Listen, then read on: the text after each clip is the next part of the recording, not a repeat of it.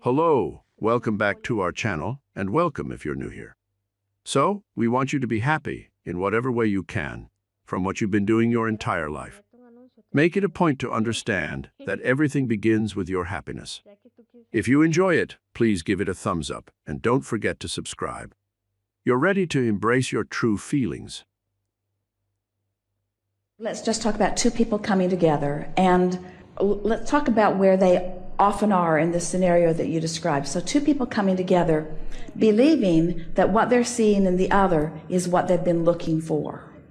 So they've spent some time in their life flowing stuff into their vibrational escrow, and we like this scenario that we began to describe earlier. So you've contributed to your vibrational escrow, the other one has contributed to vibrational escrow, and out there is a vibrational escrow that matches both of you. And while you're out there on your way to what you've been asking for, neither one of you are aware that the other one is on the way. You're only aware that you're on the way, but broader perspective can see you on the way and the other one on the way and you on the way and the other one on the way, and knowing that somewhere down there's going to be a convergence of a stream, and so all of a sudden there you both are, and the manifestation occurs where you see each other.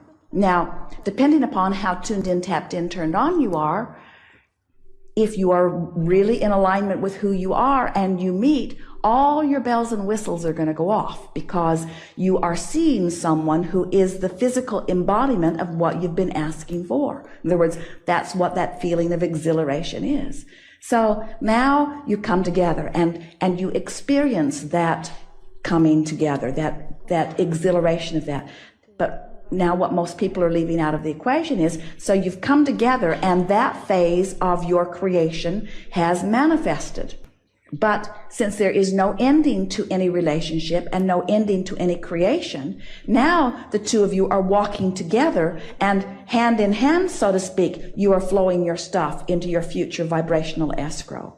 So the question is, if two of you are moving together and you are appreciating and acknowledging value and enjoying one another's experience, you are continuing to launch into your vibrational escrow more and more, and you are continuing to grow together. But let's say that everything isn't exactly as you thought it would be. You don't have as much time to yourself as you used to, so you're launching that into vibrational escrow. You have different habits of the way you like to keep your tidiness of things around or whatever. You have different food choices. So let's say that, as in almost every relationship, there are things about it that are not exactly a vibrational match. So now each of you are creating another vibrational escrow. And the question is the vibrational escrow that you're creating going to be one that when your sources call you toward it, again, you show up at the same place? Or is the new, ooh, isn't this good? Or is the new vibrational escrow that you're creating going to bring somebody else to fulfill that new intention? And what difference does it make? Is the thing that, because most of you want to say, oh, I want to join hands with that one, and that's the one I want to walk through eternity with. And we say, no, it isn't. In other words, you want to continue to be and let law of attraction bring to you that which is a vibrational match to that which you are becoming, you see. So, is it possible to find someone and to have life experience cause you to continue to evolve, and have that person be the one who is satisfying your desires forevermore? Yes, it absolutely is. But what goes wrong in relationships is, in the beginning, what goes right in the beginning is that you are looking for positive aspects, because there is so much that is unknown. So it's easier for you to imagine things as you want them to be, so you stay truer to the desires that you've been looking forward to in the manifestation of this relationship. Once you meet someone, the likelihood is that you're going to look at what is instead of staying fixated on how you'd like it to be. And so by finding the flaw rather than the thing that you appreciate, you become separated from your own desire. And this is the thing that we really want to say about this relationship thing as you're moving through time. It isn't that your life is causing you to grow apart, and therefore your current lover is not your long-term likely lover. It isn't that at all. It's that you get separated from your own idea of what you want in a relationship, most of you, because you look at the complaining things that you've got instead of holding to the ideas of what you are wanting. Your life causes you to become something, and if you don't let yourself become it, you're not going to be happy, and you're going to blame it on your lover. In other words, you're evolving, and if you don't keep up to speed, then you say to the other, you don't bring me flowers anymore. You say to the other, you don't make me feel the way I once felt. And we say, of course, someone might be a catalyst that makes you feel good, but don't hold them responsible for how you feel. If you can stay tuned in, tapped in, turned on, you will always have someone significant right there pleasing you. That's why we say, if you're not selfish enough to connect with who you are, then you don't have anything to give anyone. And if you're saying to anyone, I don't feel the way I felt about you before, it's not because that one is doing something wrong or changing. It's that something in the dynamics of what you're asking for and something in the dynamics of the direction you're pointed has got you out of whack with you. And you think they were the reason for your joy and they never were. And now you think they're the reason for your absence of joy and they never were. It was never about them. It was always about your relationship with your own vibration, you see. You try to get too much leverage out of action, and you think too much about what needs to be done, and you don't play enough. You don't tend to your own vibration enough. You let the most important thing in life, which is your alignment, be the last thing that you tend to. You'll check things off your list in an effort to get things done, and you'll forego the things that really matter, which is anything that makes you feel better. Expectations is the way you contour your life into something that you want. Expectation is the perfect combining of desire and belief. It's what we've been talking about this entire voyage. It's the blending of desire and belief. Expectations. There could not be anything more important than expectations. Expectation is a wonderful thing. And you had a strong level of expectation, or we would not have found you among these masses. How can I love without attachments? Well, you come into alignment with Source, and then you flow your love toward whatever you're focused upon.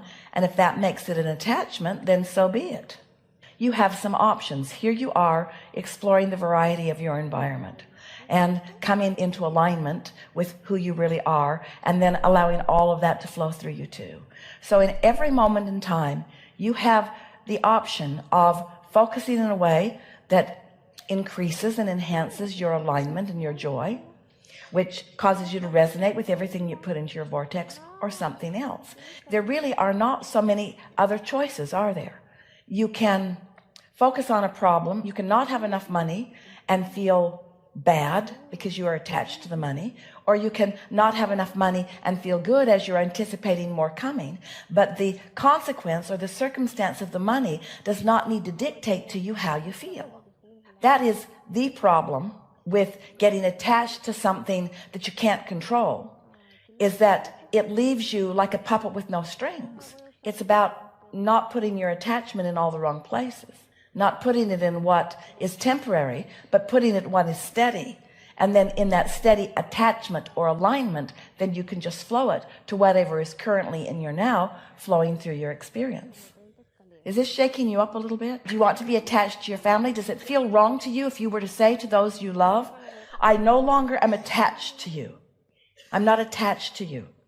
I'm attached to my capacity to love. And I hold you as my object of attention, to which I will flow endless love.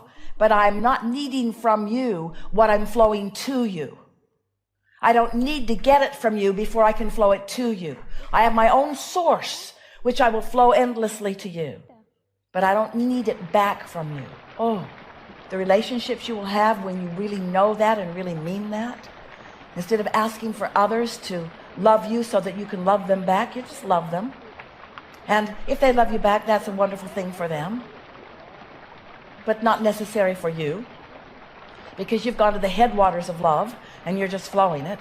So now everyone in your life you have freed from the bondage of attachment, because they don't need to perform in a certain way in order for you to feel good. They just be who they are, and you just be who you are, and you just love and revel in the advantage that you give to one another in your diversity, in your difference, in your balance, in your talents, you see.